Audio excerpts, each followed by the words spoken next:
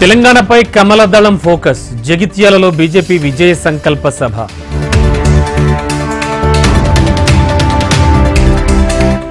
Party regional కోఆర్డినేటర్లతో CM Jagan సమావేశం. జిల్లాల వారీగా పరిస్థితులపై సమీక్ష.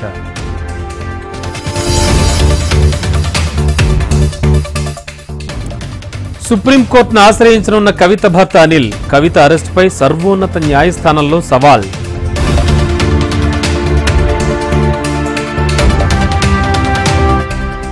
ఇవాళ రెండో రోజు ఈడీ కస్టడీకి కవిత.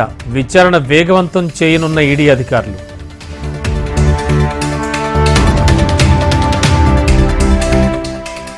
బీఆర్ఎస్ లో చేరనున్న ఆర్ఎస్ ప్రవీణ్ కుమార్. నాగర్ కర్నూలు ఎంపీ అభ్యర్థిగా పోటీ చేసే ఛాన్స్.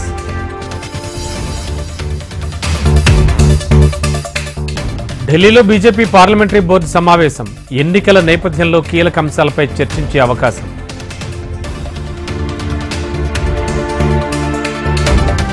రేపు కాంగ్రెస్ వర్కింగ్ కమిటీ కీలక సమావేశం. మేనిఫెస్టోకు ఆమోదం తెలపనున్న సిడబ్ల్యూసీ.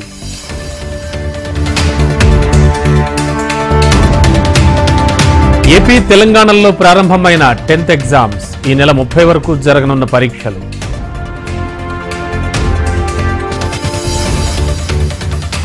ఏపీలో ఒంటిపూట బడులు ప్రారంభం. ఉదయం 7:45 నుంచి మధ్యాహ్నం 12:30 వరకు క్లాసులు. తెలంగాణకు వర్ష సూచన. 4 రోజుల పాటు వర్షాలు కురిసే ఛాన్స్.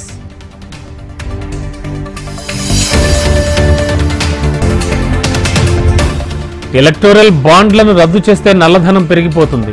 నితిన్ గడ్కరీ సంచలన వ్యాఖ్యలు.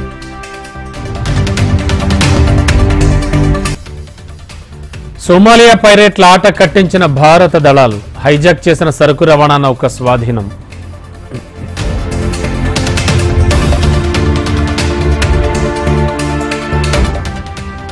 ముగిసిన రష్యా అధ్యక్ష ఎన్నికల పోలింగ్. మళ్లీ పుతిన్కే పట్టం గట్టిన రష్యన్లు.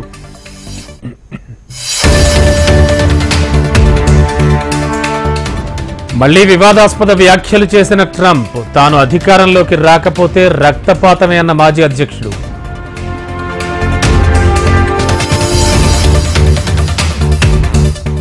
ల్యాబ్లో ప్రమాదం కారణంగానే కోవిడ్ వైరస్ బయటపడింది. నిర్ధారించిన ఆస్ట్రేలియా శాస్త్రవేత్తలు.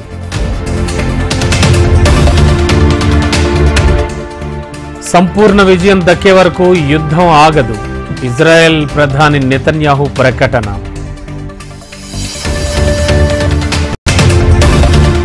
స్వలింగ వివాహం చేసుకున్న ఆస్ట్రేలియా మంత్రి. సోఫియా అల్లౌకేను వివాహం చేసుకున్న పెన్నీ వాంగ్.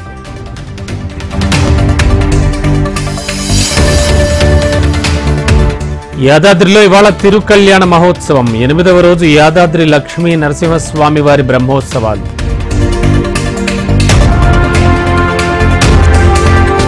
తిరుమల జూన్ నెల దర్శనం టికెట్లు విడుదల. ఆన్లైన్లో లక్కీ డిప్ నమోదు.